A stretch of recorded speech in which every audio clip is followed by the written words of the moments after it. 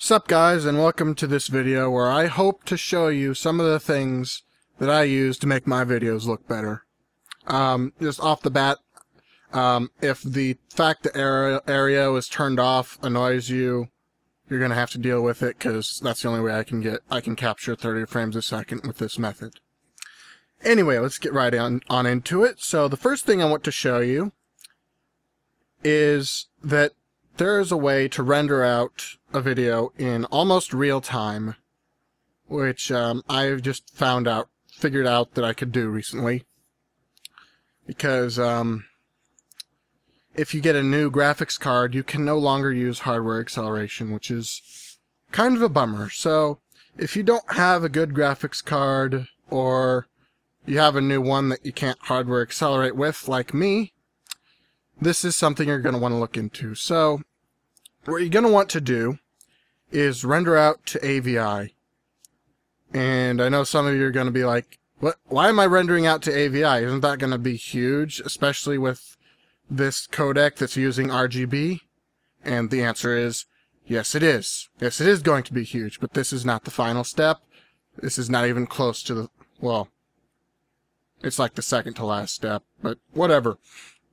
So what you're going to want to do is render to either uncompressed or UT video RGB. You're probably going to have to download this unless you've already used it in something like DxTory. But in my experience, this is much better than uncompressed. I just did a test rendering with uncompressed compared to this to demonstrate, and this is the one that was rendered using the UT video setting. And sorry, computer's being dumb. This is the one that was rendered with the UT video, and it's only, see down there, it's only about 22 gigs. And the uncompressed one is 127 gigs. And in the test rendering, this one took about twice actual runtime. This one took about actual runtime. So this one is much faster compared to this one. And this one's a lot more demanding on your hard drive. So keep that in mind. If you just want a quick and dirty twice the runtime render that you can then compress later, this is fine. But if you want to render it close to actual runtime and then compress it, this is the way to go. Plus, I mean, if you got tons of hard drive space to spare for every single video you're going to render every single time, go ahead. I'm not going to stop you. But that's what you're going to want to do. So yes, UT video, you can use anything higher than 420 because 420 is what YouTube actually uses. But I've tried to use the RGBA and it did not work for whatever reason. So I'm going to recommend that you use RGB just to be safe, and I configure it for why is this? I know in my preset that I have, it should be like this, but maybe it doesn't save that, I don't know. Just, if you can, set it to compression ratio. Whatever, that should be fine. And I'm assuming at this point that you guys are already familiar with how to make your audio good. If I need to make a video on that later, because enough of you guys want to know what I do for audio, I'll do that. But for this point, this is just making your video smaller so you can upload it faster. Alright. So that's your render settings for AVI. Another thing I want to get into is if you can render with hardware acceleration, which is always a plus with, where was it, main concept. You're always going to want to use main concept if you can do this. I cannot do it anymore, but I still have the setting in here somewhere. So you're going to want to render to high profile or main. There is a difference between those two. I wouldn't bother with baseline. That's just going to take up extra space. So if you can, you're going to want to use OpenGL or CUDA for the hardware acceleration, depending on whether you have AMD or NVIDIA.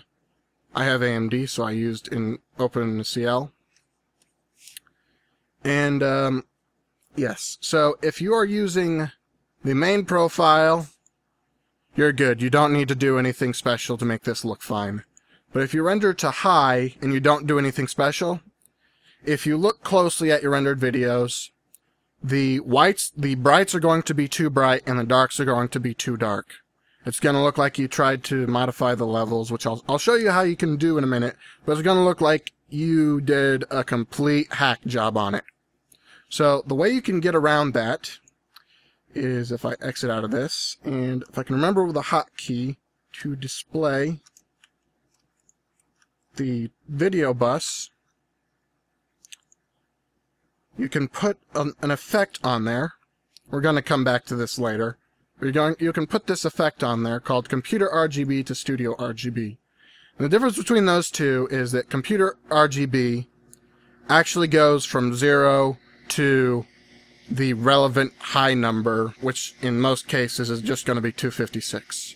So that's the actual level that's going to be referenced to go to your video monitor, which is usually 32-bit instead of 8-bit, but let's not get into that. It goes from 0 to 256, okay?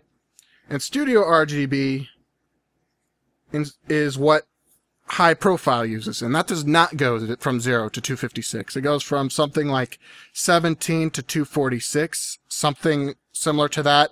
Don't quote me on those numbers, but that's the general concept, okay? So if you don't make that adjustment, because Sony Vegas assumes that you know what you're doing, and of course this is assuming you're using Vegas. Some other programs might actually do the adjustment for you, but this one does not. So that's an important change to make. It's just a preset that's built into it, so I don't have to show you anything special. You just need to add this to your video bus, which you can bring up by hitting Control-Shift-B to show that or hide it.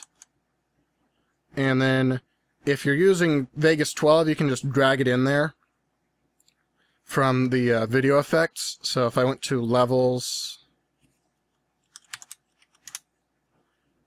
not lens flare, levels, and just dragged it on there, Computer RGB to Studio RGB, it would work, but this is Vegas 13, and it seems they took that functionality out.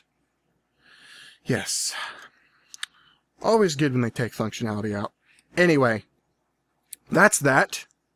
Next thing I want to show you is a couple image adjustment skills. You'll notice that I have a track here called Screen, which if you know anything about image editing, you'll already know what screen means. But let me just show you these things in Photoshop in case you are not familiar with them. So let's go into the Minecraft example here. And there are a couple things that you're going to want to examine on whether the video needs to have these done to it or not. So the first thing, and sometimes the very most important thing if you have very drab images, is you're going to want to modify the saturation of the image or the video. So in Photoshop, this is just hue saturation. It's very similar to how it works in Vegas, but I'm just going to show these to you in Photoshop because it's easier. So if you turn the saturation up, notice how the colors pop, and I'm going to give credit to Drifter for showing this to me, because it never occurred to me to do this to a video, even though I'd been doing it to images before in classes and stuff. But you see how the colors kind of pop more when you turn that up a little bit, and then if you turn it way up, the colors are just excessive. That's something that you're going to see a lot in this. So if you leave it just not there, see how that now seems very drab and dry. And if you turn the colors up just a certain amount, the colors just pop and it looks nice. So that's the first thing. Okay, and I'm just going to undo that so that that's not messing with any of the other stuff I'm going to show you. And then another thing you're going to want to do is modify the color levels. And there are two ways to do that, both in Vegas and in Photoshop. They're easier to explain in Photoshop, so I'll continue explaining them in Photoshop. So the first one I'll show you is levels, just because this is the simpler of the two, although it's more complicated to use in Vegas. So you'll see these are the this is a visual representation right here of all the levels that you have in the video. So you'll see there are a lot of darks and not a lot of highs and not a lot of colors in the middle, right? So let's say I just chop some of the stuff off the top and then I just adjust the gamma so that it looks kind of good. See how that already looks better compared to what it was before? That's the basic concept of levels. This works basically the same way in Vegas, except you don't get the visual representation, which is kind of a bad thing if you don't have a rough idea of what you want to do. So that's that part. Cancel this. And then the other way that you can do this is through curves, which basically also exists in Vegas. So if you can just do something like increase contrast, so that preset really sucks, so I'm just going to show you the kind of way you want to do it. So this is a representation of how you're shifting the colors around right here. So the left axis is, the y-axis is what you're presenting on the screen, and the x-axis is the level as it's in the input. So if you do something like this, where you're bringing all the y's down, you're making the screen a lot darker. You see how that happens? And if you do the same thing at the top, you're bringing the brights up as well. So for some kinds of videos, this might be all you need to do, but in this case, we want this to be a lot more brighter. So I'm going to do something like this. It's not super important that I get this right now. It's just demonstrating the kind of thought process you want to go through when you're doing this. Okay, compare that to the original. Clearly looks better, even without the color saturation adjustment. See how that looks different and much better? Okay, so finally, the last thing I want to show you are the blending modes. And actually, I can show you the color saturation stuff here too. So if I go to the hue saturation stuff and I turn the hue up just a little bit, can't even modify it as much without it being overblown on here. But you see how the colors pop just a little bit more and it looks a little bit better. That's what you want. Okay? So I'm going to leave that on. And then there are these things called blend modes. So if you're familiar with image editing, you can pretty much skip this part. But there are blend modes. So if I turn this to normal, you'll see that you just have this radial gradient from the center to the outside from white to black. And that basically does nothing for you. But if you turn it back onto multiply, it does something where it makes it darker and brighter. So you can see how this might be useful for making thumbnails and such. But if we extrapolate that to an actual image, this is screen mode, which is the opposite of multiply. So multiply takes the blacks out. It kind of multiplies the level right here that you have in this image right here that you're overlaying on top. So this is pure white, so everything stays, and this is pure black, so everything goes away, and everything in the middle is in the middle. Okay, so if I turn this to screen, which I can't seem to find at the moment, there it is, it does the opposite. So this is white, so everything stays white, and this is black, so everything from the overlaying layer goes away. Okay?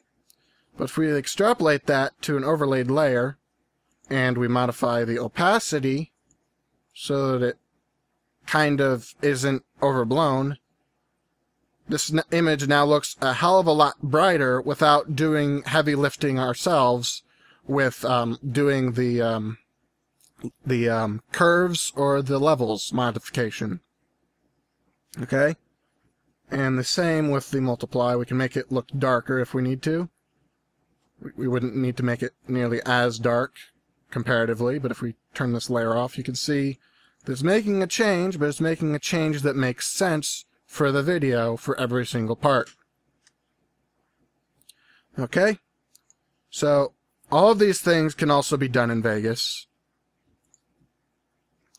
So, let me show you how you can do that. So, if we go back over to Vegas, the way you're going to do the blending modes is you're going to want to duplicate the video to another track, and then set the blending mode, which is this button right here. You can set it to screen, multiply, etc., etc., etc. Pretty much everything you can do in Vegas, or not Vegas, Photoshop, that you would use on a regular basis is right there.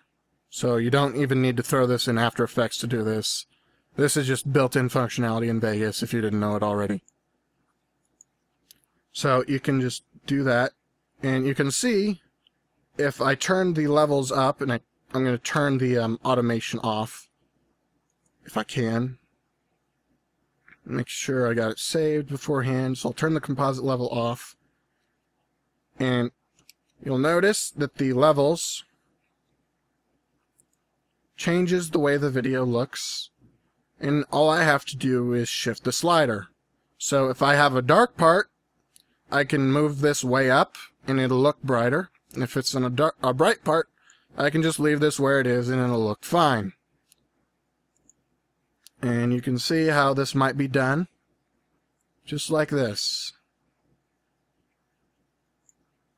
See how much better that looks? Now if I mute this track, it looks really dark. Now sometimes you might want it to look dark, and that's your call as a creator. You have to choose whether you want it to look dark or whether you want it to look bright. And in this case, in the actual video, I left this part dark, because if it'll play back, it's just like it's only on the screen for a couple frames, and it maintains the contrast with the other bright areas. So you see. All right. So that's that. That's the blending modes. Then I need to show you the actual... let me mute this track again, so you can see everything I'm doing without it being modified by something else.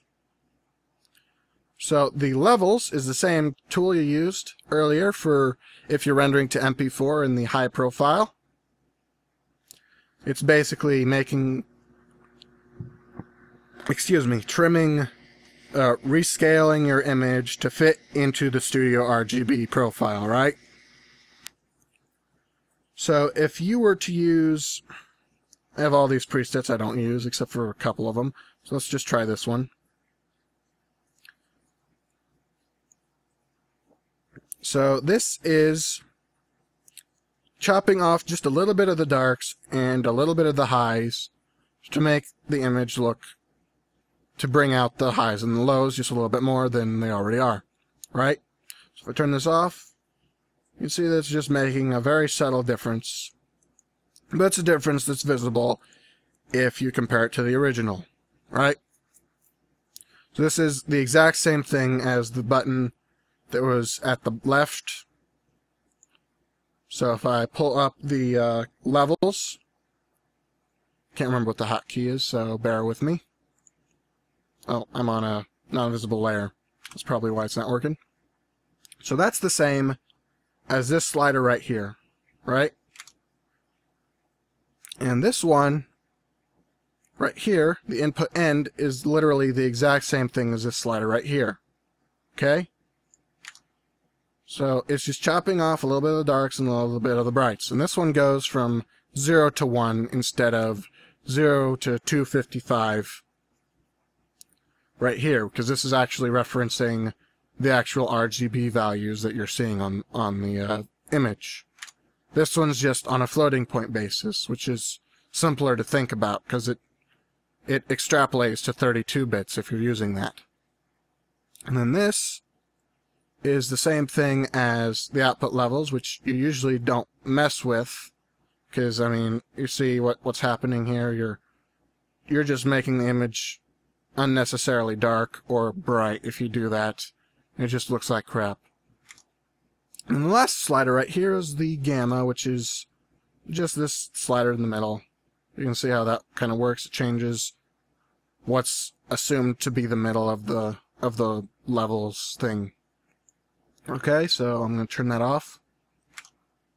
So you can see how that works. Okay, I'll take that off. And then the color curves, which I already have on there, you can see works exactly the same. No significant change from the way it works in Photoshop. So if I open up, I'm sorry, I did not mean to do that. Curves, which is Control M, that makes sense. You can see this works pretty intuitively. You're just adding a vertex and you're moving it around. Yada, yada, yada. Same thing on Vegas. You're just adding a vertex, you're moving it around. It automatically assumes you have a vertex at the top and the bottom. And then instead of just moving it around like you do here, you can actually change the tangents on it. Which, if you're familiar with the way tangents work in any kind of mathematical construct, it's pretty simple. It is changing the slope of the line relative to that vertex. Pretty simple, straightforward. So you can just fiddle with that until you got something you like. I usually use curves lately, but if you want to use levels, that is perfectly fine. Just pick whichever tool works best for you for the given video. Alright. So I'm going to set that back to the preset I already had on there.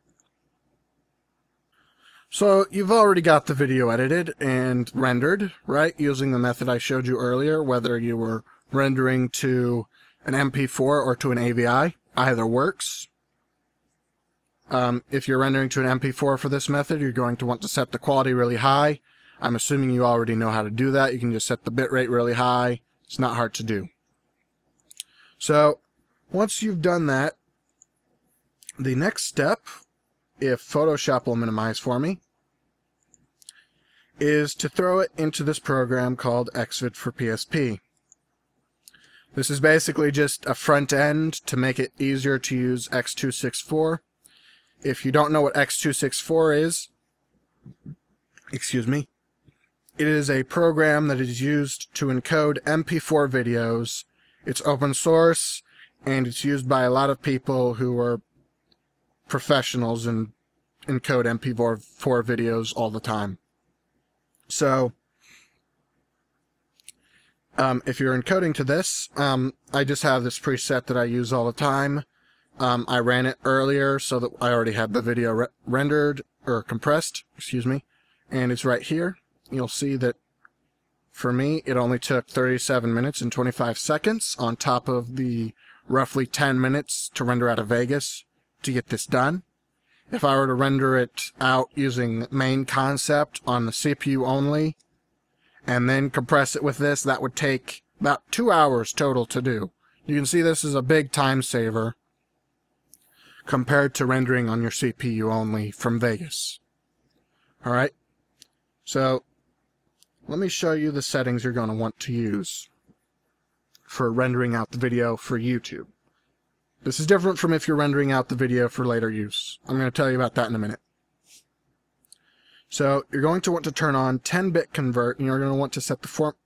First, you're going to want to set the format to MP4. That's the first thing you're going to want to do. Filtering, you're going to want to do this after you make sure that your video does not have any audio-video synchronization issues. If it does have audio-video synchronization issues, you'll see the little green overlay right there. That's just because it doesn't actually preview with a filter applied. But I'm not getting any audio-video sync issues. If you do get audio-video sync issues, you're going to want to go to the video settings and your decoding settings, and you're going to want to change the program that it uses to decode the video.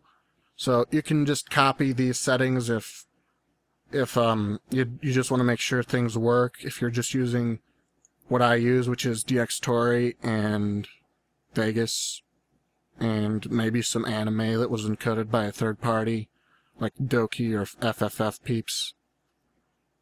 So if you're just using those, this will work for you perfectly fine. If for some reason you have a problem with the audio not working, or like if you're trying to encode FLAC, you'll go into the audio processing, the audio decoding,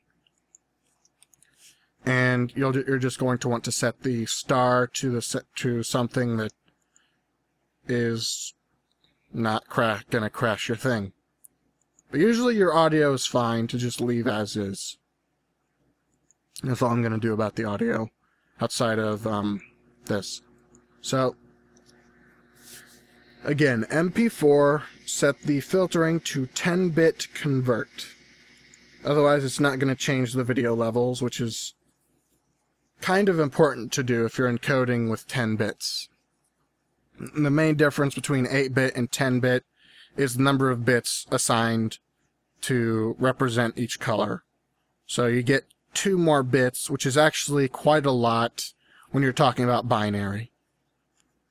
Anyway, so color correction, unless you know what you're doing, don't screw with that. So I have 2 presets for the video encoding, fast gameplay and fast YouTube. I'll show you the fast YouTube. And then for audio encoding, I've never had a problem with this. It's just variable bitrate, and it does some kind of constant quality thing. I'm not sure if lower or higher is better, but I have literally never had a problem with 0.45, so I don't screw with it. So for video encoding settings, you're going to want to set this to make sure that it's using X264. Like I said earlier, using X264. I wouldn't screw with either of these. I've tried to use them once or twice, and they did not spit out anything that was kind of quality at all. And copy is basically useless for this. So use X264. That's what I'm going to advise you to do. And constant quality. And the reason you're using constant quality instead of variable bitrate is because constant quality will do a variable bitrate, but it only needs to go through the video once. It only needs to do a single pass. It'll just compare every frame, determine the amount of quality it can trim out to save bit space, and then render the frame. Okay? So, the default here is usually 22, 23. I usually set it to 25, because that's perfectly acceptable for YouTube. If you have a really good bandwidth and you don't care, but you just want to compress it with this method, you can set this to 20. I mean, if you got the bandwidth for it, go ahead. I usually just set it to 25 because my bandwidth sucks. AVC profile, if you're rendering it for YouTube, set that to high 10. This does not work without this, and this is not very useful without this. So that's basically useless. Both of these are useless without each other. AVC level, you can leave that on unrestricted. I've never seen a reason to restrict it in any way. And then tune, if you're using 3D source, you're going to want to set this to film. So if you're doing some kind of 3D gameplay like Call of Duty, Minecraft, Battlefield, anything like that, or footage that you actually captured with a camera in real life that's not supposedly 2D, like you're shooting a boat moving or something, you're going to want to set that to film. If you're using something like Cave Story or an old school platformer that's really pixelated or something, you're going to want to set this to animation. Pretty much any other circumstance, you're going to want to set this to none. But that's besides the point. Most of you are going to use one of these two. I usually just leave it on film because that's what I do most of the time. And then your codec preset, unless you have a really fast processor and time is not an issue for you, leave that on medium. If you do have a fast processor and time is not an issue, you can set it up to very slow. I would not advise that you use placebo. That's going to take eons to do anything, and it's just not worth it. It goes basically half the speed is very slow, and it spits out a file that's maybe 0.5% smaller. It's not worth the trade-off. Half the time I just leave it on medium, half the time I use slower. For reference, my CPU is an AMD FX 8150. If you have a processor that's faster or comparable, feel free to use slow or slower if you're rendering overnight, sometimes even very slow. You can do that as you wish.